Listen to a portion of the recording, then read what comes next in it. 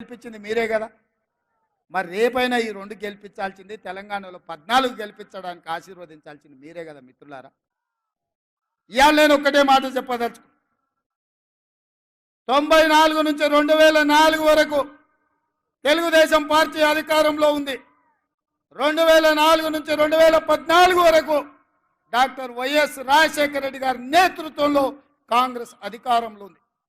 2014 నుంచి 2024 వరకు Chandrashekar Rao TRS party అధికారంలో ఉంది.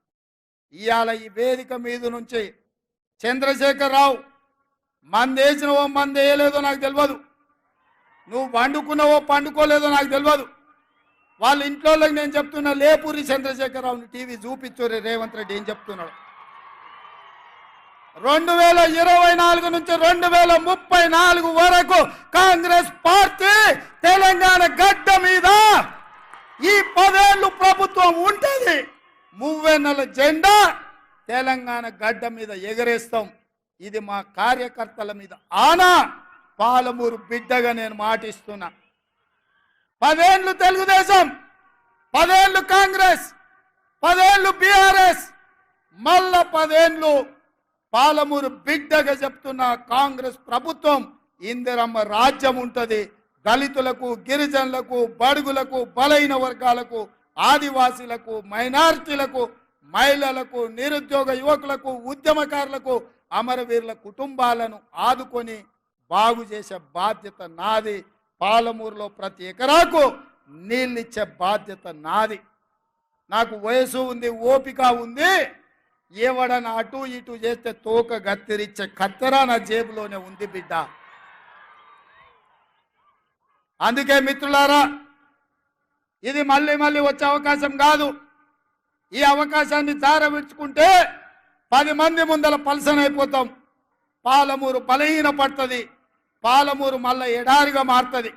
అందుకే పార్టీలకు అతీతంగా, ప్రాంతాలకు అతీతంగా ఇవాళ జెండాలు ఎజెండాలు కాదు, ఈ పాలమూరు బిడ్డ బలపడాలి, జాతీయ స్థాయిలో గుర్తింపు రావాలి అంటే ఈ నల్గొండ జిల్లా నుంచి మొదలు పెడితే అది ఖమ్మం కావచ్చు, ఆదిలాబాద్ కావచ్చు, వరంగల్ కావచ్చు, మెదక్ కావచ్చు, నిజామాబాద్ కావచ్చు, రంగారెడ్డి కావచ్చు, హైదరాబాద్ కావచ్చు, నా పాలమూరు గడ్డ కావచ్చు, 14 పార్లమెంటు సీట్లు గెలవాలి.